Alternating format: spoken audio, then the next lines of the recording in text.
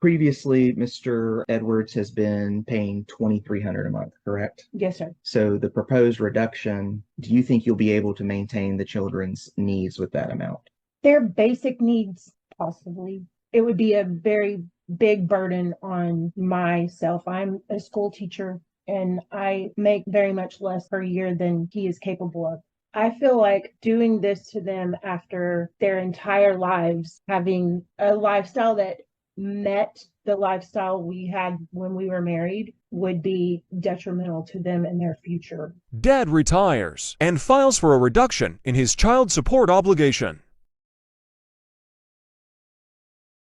And it's in the interest of Kieran and Cameron Edwards. The state filed a motion to adjust the child support Mr. Edwards is paying to Miss Langley. That's correct, Your Honor.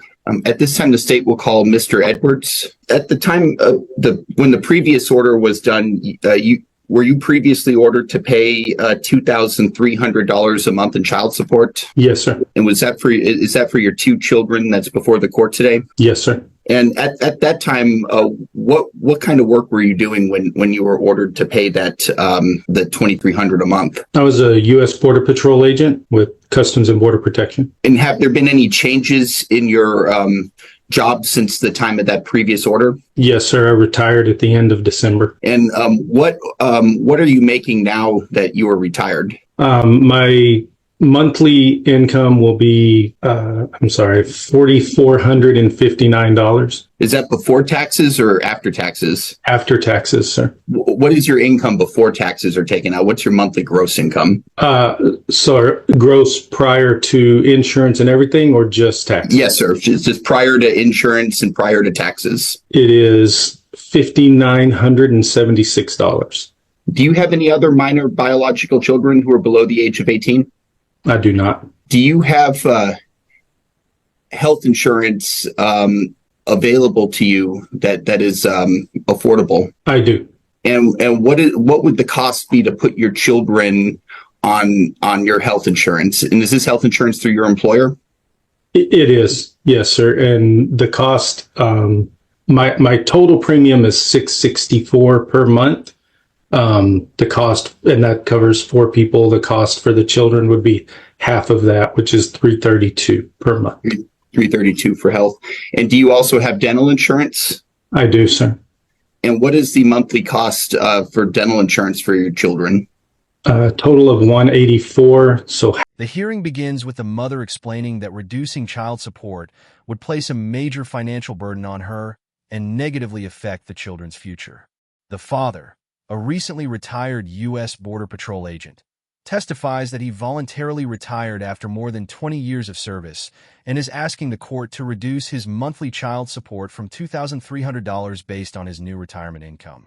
The judge carefully establishes the background of the case, immediately creating tension over whether retirement should justify such a significant reduction in support. half would be, I believe, $92 per month. Are you asking the court today to modify your child support to be based on the guidelines, based on your current income that you get from your retirement? That is correct, sir. And do you have any other sources of income besides your current retirement income of $5,976 a month? I do not at this time. I have no further questions. I pass the witness. Your witness, Mr. Eli. Thank you, Your Honor. So your retirement was effective, was it December 31st? December 30th. December 30th. Okay. Yes, sir. And how long had you been with, I guess, the Border Patrol prior to retirement? 20 years and approximately 6 months. Okay. So that's considered a voluntary retirement? It is, sir. Yes. Did the eligibility for retirement kick in at 20 years? It did. 50, once I reached 50 years old and 20 years of service. Okay. So are you currently 50 years old? I am, sir. Okay. Now you have two children that you pay support for, correct? Correct. Is it true currently you pay $2,300 a month? That is correct. Yes. Okay.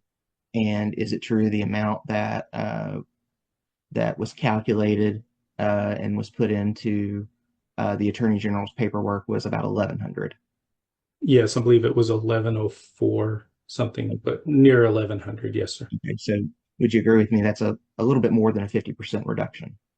It is a reduction, yes, sir. So prior to retirement was your only source of income through your employment with the Border Patrol. Yes, it is. Yes, it was. Okay. And that's your testimony now is that you have no other sources of income. That is correct. Are you looking at taking a post-retirement job or anything like that? I'm unsure at this point. I mean, I'm not opposed to it, but I don't know what's available or what might come available. So at this time, I am not actively in search of a job. So, and I'll come back to that, I guess, line of question in a minute. But let me ask you this: do you have any interest income from any sources? No, Do you receive any dividend income? no, Do you receive any royalty income? no, Do you receive any kind of rental income? no. Okay. Did you get any kind of lump sum payment upon retirement? Yes, And what was that? for unused annual leave. Okay. And how much was that payment? Do I have to answer that question, sir? Yes, you do. Okay. It was approximately $25,000. Do you receive any other retirement benefits? No, Okay. Do you have any other retirement accounts? I have a 401k. Do you draw from the 401k? I do not. Do you have any other pension? I do not. Do you have any kind of thrift savings plan? That's my 401k is a thrift savings plan. I don't have a separate 401k. Okay. Sorry, I should have called it thrift savings. I didn't realize you knew the difference. That's okay. I just wanted to verify we were talking about the same thing. Yes, sir. Do you receive any income from a trust? No, Any other type of annuity? no, Okay. Do you receive any kind of Social Security benefits? no, Have you received any unemployment benefits? no. Do you have a LinkedIn profile? I do. Okay. Is this your LinkedIn profile?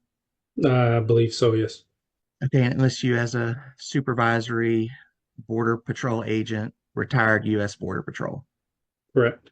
So, would I be correct in saying that you recently updated this profile? Recently, yes, sir. Okay.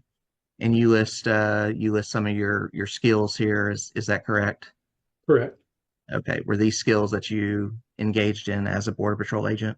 They were. And can I ask you the purpose of uh, updating the LinkedIn profile at this point in time?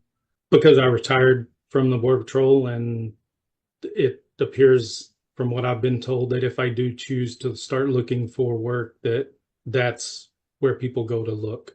So as you can see, it's very incomplete and very basic because I really am not Okay. up to date with how LinkedIn worked. I've not had to look for a job in over 20 years. Given your experience, what type of work would you be able to find with your experience? I honestly don't know in the private sector how marketable my experience would be, sir. I've been a Border Patrol instructor for 15 years prior to, or 12 years prior to coming out to the area I'm in now. So that Okay. was the majority of my career.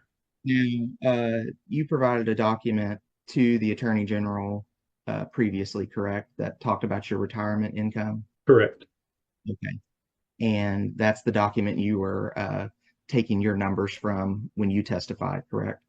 Correct. Okay. And you sent that document to me today. Is that I correct? did. Yes, sir. Okay. Now, on that document, your retirement document, it comes from who did that document come from? It comes from the retirement group for Federal Customs and Border Protection. So They're called RABIS, RABIS. Cross-examination intensifies as the mother's attorney questions whether the father's retirement was truly voluntary and highlights that the requested reduction is more than 50%. The attorney probes every possible source of income, including retirement accounts, pension benefits, a $25,000 payout, and future employment opportunities. The father repeatedly insists he has no additional income and explains that he only updated his LinkedIn profile in case he decides to seek work later. The questioning builds suspense over whether the court believes he is genuinely unable to pay more child support. Yes, I believe is what I've always heard them called. Okay. And they calculate your retirement. It's a formula, but it takes your average, your highest 3 years, correct? Correct. Highest 3 consecutive years. Okay. And that was, am I correct in saying that was $172,277? That is correct. So how old are your daughters? They are 17 and 14. Okay. Now let's talk about Kieran, the oldest child. Is she in a dual high school college program? She is. Okay. So she's not graduated from high school yet, but she's actually physically attending college. That is correct. Okay. And that's through Lamar University, correct? Correct. Do The you know the Texas name of Academy. Texas Academy at Lamar University. Okay. Do you know what the costs associated with that are? I do not know exactly what the costs associated are, but I know that she's paid up through the end of the semester, so she should have no more costs associated with that I know of associated with graduation.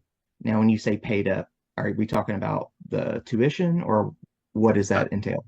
To just from what I've spoken with her, it appears that they pay. It's works similar to like a college. It's tuition, lodging, food, all of that is similar to like a college program. I'm sure there are some costs associated with graduation, but I'm unfamiliar with those. I don't get a lot of contact with Kieran, unfortunately. Okay. What about Cameron, the 14-year-old? She's a freshman in high school, correct? Correct. Are there any expenses, additional expenses, kind of outside the normal, you know, typical cost of I guess, past the necessities of raising a teenager that you're aware of? I guess it depends on the type of teenager. I know she's very active in club volleyball. Okay. Other than that, she's active in band at school, but she's active in school activities. I know that the thing she does the most outside of that is volleyball. Okay. But are you aware of the cost associated with the club volleyball? I am not. Reducing the amount of child support you pay, I guess does it make logical sense that more costs are going to be passed on to Tara? It makes logical cost that, yes, both I and Tara will have to make adjustments with the decrease in my salary. Yes. Do you receive any kind of other fringe benefits? Does anybody pay for provide you with a vehicle or anything of that sort? No, sir. Any housing paid for or anything like that? No, sir. So at this point in time, you say you're not actively looking, but you could go back to work. It's a possibility, and if that happens, then I'll abide by the court rules, and I will let the state of Texas know that I'm earning more money. Okay. Now you just purchased. Is it true you purchased a new home last year? No, I purchased a new home when I moved to West Virginia 3.5 years ago. Okay. Is that near the Potomac River? It is. And you own a riverfront lot there on the Potomac River? It came with the home, yes. It's Okay. part of the housing development. And you've got some, some toys, boats, and you have 4 vehicles. Is that correct? It is correct. And I see what you're getting at, and I would like to respond to that. Well, just Okay. right now, just answer the question that Mr. Elrod asked you. I'll give you an opportunity at some point in time, Mr. Edwards, to respond. Okay? Thank you, sir. You're welcome. Go ahead, Mr. Elrod. Are you going to be able to maintain those obligations on your income of about 71,000 before taxes? Yes, sir. I expect to be able to do that. Okay. But you understand you've decreased the resources available to your children as well by retiring early. I do realize that. And that may have an effect on their needs and so forth. I realize that a decrease in salary affects everyone involved. Yes, sir. Okay. I will pass the witness at this time. You're a witness, Mr. Miller. I have no further questions for Mr. Edwards at this time.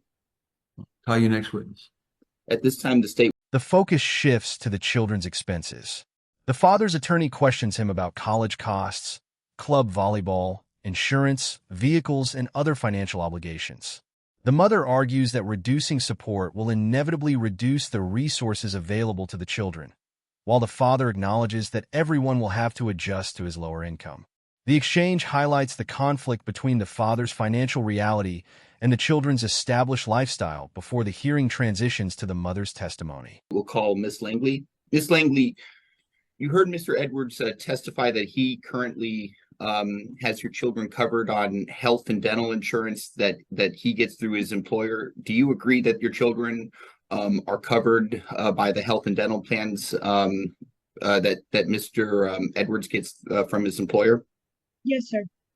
And do you agree with the rates that he provided to the court for the cost of the monthly costs for health insurance and the monthly costs for dental insurance? Yes, I agree. Do you oppose reducing Mr. Edwards's monthly child support obligation? Yes, sir. I have no further questions. I pass the witness. Your witness, Mr. Elrod. Thank you, Your Honor. Previously, Mr. Edwards has been paying $2,300 a month, correct? Yes, sir. So the proposed reduction to $1,100 and maybe a couple dollars, do you think you'll be able to maintain the children's needs with that amount? Their basic needs, possibly. It would be a very big burden on myself. I'm a school teacher and I make very much less per year than he is capable of. I guess so. Let's talk about your resources. What's your job? Mr. Elrod, I'm trying to think of what the relevance of Mrs. Langley's income is in regards to how much child support Mr. Edwards is supposed to pay. Your Honor, as far as just her under the additional factors that the court can consider, the respective positions of the parties to contribute to the needs of the children. Okay. Your Honor, if I could. No, you can, Mr. Edwards. I can't? No, you can't. Do you have an Okay. objection, Mr. Edwards? Yes, sir. What's your objection? My objection would be if her information is included, shouldn't her spouse's information be included as well? Your objection is overruled, Mr. Edwards. Go ahead, Thank you, sir. Mr. Elrod. And I'll make this brief, Your Honor. So you work for the school system. Yes, sir. What's your approximate bring home income? Bring home $4,300 a month. As far as the needs of the children, we already established, do you agree with Mr. Edwards' testimony that Kieran is in a joint high school college program? Yes, sir. Okay. So she's not physically living at home. She comes home on the weekends. Okay. But she'll graduate in May. Okay. And then she'll turn 18 in June. In June. Okay. Now, does she have any kind of scholarship or anything like that for this program? The way the Texas Academy works is the TEA pays for their tuition.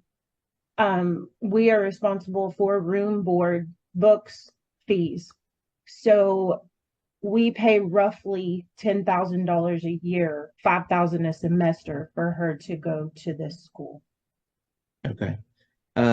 So to finish out this semester, what's the cost of that? We're on a payment plan and the total amount is left to pay is $2,300 and it's due by April 12th. How often have you made some other payments recently?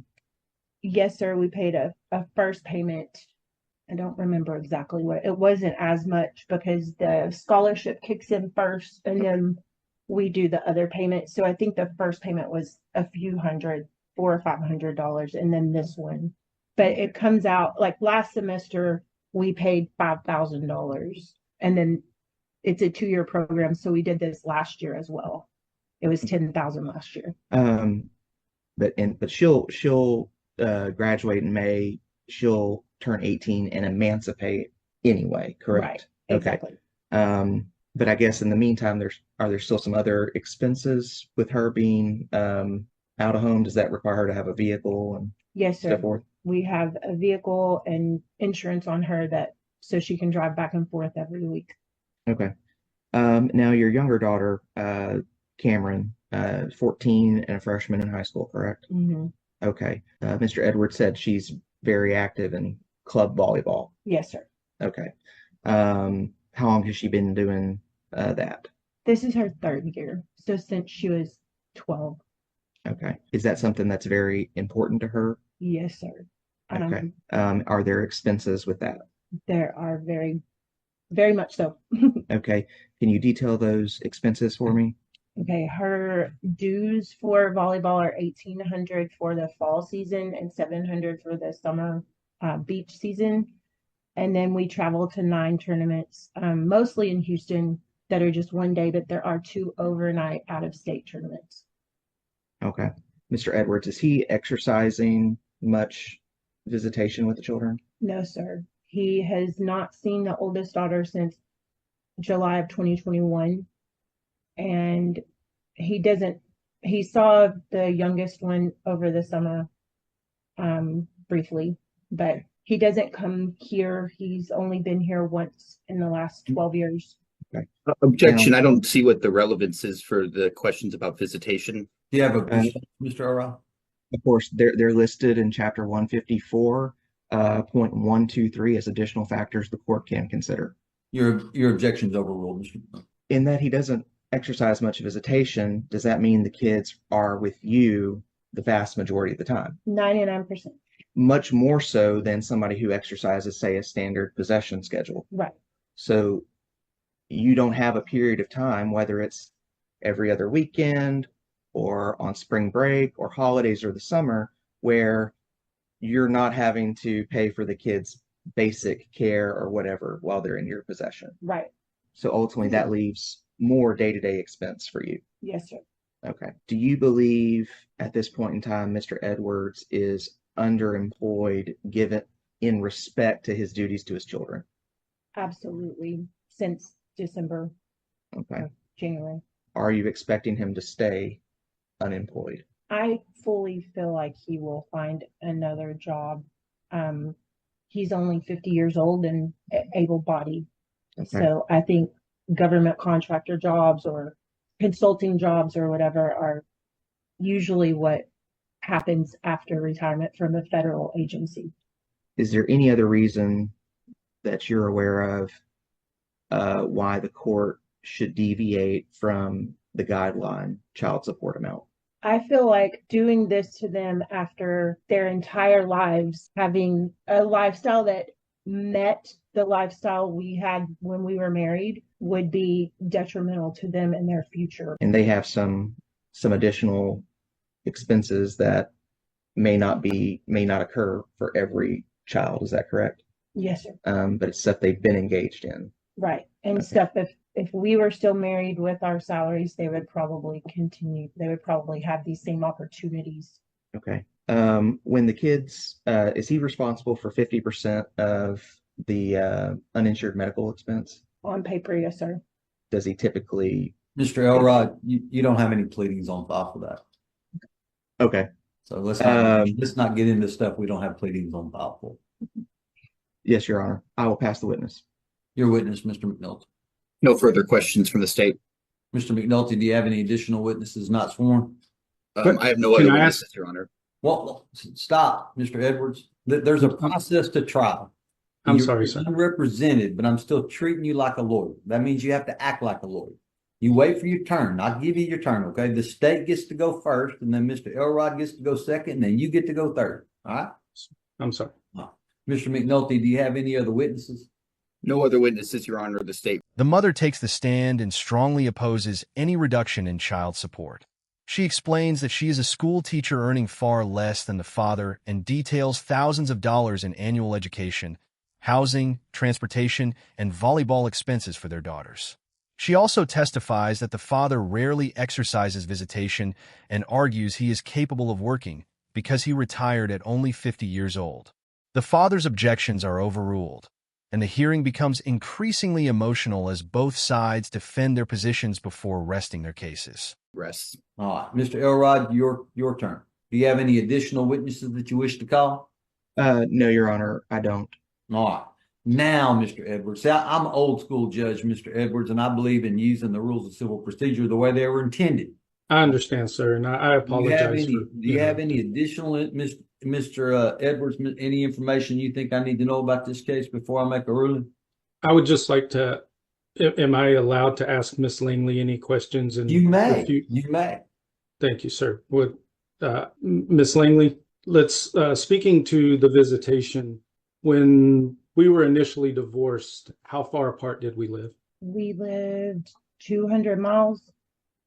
Okay, so a weekend visitation, etc., was possible.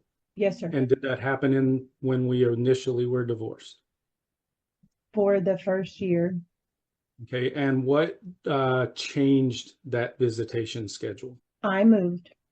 Okay, and how far away from me did you move at that time? Like 800 miles. I'm sorry, it cut out. I couldn't hear the response. 800 miles. 800 miles. So at that point, was visitation more difficult? It was, but we still did it. We flew back and forth on a plane until Cameron turned old enough to fly by herself. Okay, I've always okay, go ahead. Sorry. And how often per year did that happen? We probably flew the kids back and forth 3 or 4 times, and I drove to West Texas and to New Mexico to where you live to bring them to you multiple times a year. So you would say that it definitely decreased based on the distance. Yes, Okay. but not the way it is now. Has Kieran been given the option to visit me in the last 2 years that you said I have not seen her? Judge, I'm gonna object to the relevance. The Oh no, point. you brought this up, Mr. Elrod. He gets to ask questions to defend Okay. himself. I have no idea because you do not communicate with me. You only communicate with my daughter. So I don't know if you've given her the option or not. Good I answer. know I've bought one plane ticket 2 times since July 21. You've seen Cameron 2 more times, and I bought 2 plane tickets. So you and I have not communicated that I would not force her to come visit me, that I would ask her, but I would not force her to come visit me. We have not communicated that. You did communicate that you were not going to force her, but I have no idea if you did or not. I just know your wife told me to buy one plane ticket. How many family cars do y'all have? We have 3. Okay. One for each of us. What is the newest vehicle in your family? Mr. Edwards, I don't need to hear what y'all's expenses are. Okay. Child support in Texas is real simple. Thank you, Your Honor. Those were good questions. Those Those were good questions, Mr. Edwards. Thank you, sir. I Especially about the appreciate visitation. Those were good questions. I appreciate your time, sir. I don't have anything else to Mr. hold you. Edwards, now I want to ask you, you're unrepresented. I need to know, do you have any information that you think I need to know about this case before I make a ruling? Just this, sir. I've always paid my obligations. I served 20 years to defend my country. I'm not trying to shortchange my children, but right now I just got paid my first payment. It was $2,400. Right. So I have $100 to live on, sir. So I can't afford. Well, no, what? Mr. Edwards, let's be honest about something. You don't have $100 to live on. You got $25,000 to live on, because that's what you pulled out at the end of your stuff. That's additional income. I want to tell you though that I didn't pull it. That was just you got paid that. Correct. To live on 8 months before they start paying me fully, sir. I don't know what you did with the money, Mr. Edwards, but that's income. And it should have been factored in when this was done, and it wasn't. But it's not income. It's only one. I mean, it's a one lump sum. It will never show up again. Mr. Edwards. Yes, sir. See, I'm in the business of history. not in the business of future prediction. All of the information that Mr. Elrod was able to glean and give to me, all of the information that you were able to glean and give to me is all great information. The problem is I can't guess what your income is going to be in the future. While I understand what Miss Langley says, that you are capable of going out and getting a job, and you could do that. I can't force you to do that. You had a right to retire under the terms and conditions of the federal retirement system, and you did that. That is your right. And so that was a huge decrease in your income. But you got $25,000 additional dollars when you retired. And that was not factored in, and I'm going to factor it in because it's income. At some point in time, you're going to have to declare it, and you're going to have to pay taxes on it. Okay? Because that's how it works. Okay, can I ask one question? I understand your point, sir. Can I ask one question? Sure. So when next year, when that income is no longer part of my income, do I do this process again? You can. If it's going to reduce your child support by more than 20% or $100, you can. You can ask for another modification. And of course, Mr. Elrod and his client are going to be able to take and see, hey, did Mr. Edwards go out and get a job, or is he just still sitting at home and still just making his $6,000 a month? You know, that's their right too, right? Yes, Your Honor. Thank you. Child support is going to be adjusted to $1,500 a month effective March the 1st. Father's going to be ordered to carry the health insurance in the middle. Sir? Yes. That we can't be that effective January 1st when my income changed, sir? No, I can't. I'm not allowed to do that. Law doesn't allow me to do that. Yes, sir. So I'm doing March the 1st because that's at least most of the month. So at least it'll go back and pick up 1 month for you. They just filed it in November, Mr. Edwards, and I got a ruling on this case in 90 days. If you think you can find a court that's faster than that, you let me know. I'm not aware of any district courts that allow you to do child support modifications at least 6 months, but Mr. Elrod will tell me if I'm incorrect. I think you're That's on the pretty money. fast. That's pretty efficient. That's one thing I do pride myself on, is trying to get these cases moved fast. All right. This is what's going to happen now, y'all. The state's going to adjust this child support order that they sent into the court. If it matches what I said here today, I'm going to sign it, get it back to them. They're going to make a copy of it, send it to each of you. Now, if Mr. Elrod plainly knows, and Mr. Edwards does not, any party has the right to appeal my decision. If you wish to appeal, your appeal has to be in writing. It has to be filed in the next 3 business days in the Tyler County District Clerk's office. You're also responsible for making sure you send a copy of that written appeal to all the other non-appealing parties. Now, you don't know when I'm going to sign the order. It might take a few days for that to happen. They're generally pretty efficient about getting it to me, but you don't know specifically when your start date is going to run if you wish to appeal on the 3 days. My suggestion is you get the appeal in immediately, and that way you don't have to worry about it. It's a complicated case. This is not a straightforward, easy, this is what he makes, this is what he pays kind of case. There's lots of extenuating circumstances that go along with it. If y'all think the district judge can do a better job than I did, you are welcome to do so, and I will not be offended of that, I promise. Okay? Mr. Elrod, do you wish to review and sign the order? Yes, Your Honor. All right. So they'll make sure they send it to you, Mr. Elrod, to review and sign as an attorney of record in the case. Okay? All right. Thank you, Judge. Everybody should get a copy here shortly, though. Like I say, they're pretty good about getting to me pretty fast. I appreciate y'all. Y'all did a wonderful job. You did a wonderful job, Mr. Edwards, of presenting your case and giving me the facts that you have for them. So, and I do appreciate y'all's patience, and I appreciate that y'all giving each other time to get the information out that you think I needed to hear. The judge allows the father to question the mother directly before giving him a final opportunity to address the court. He explains that he has always supported his children, but cannot survive on his current retirement income. The judge challenges that argument by pointing out the father's $25,000 retirement payout, deciding it should be considered as income.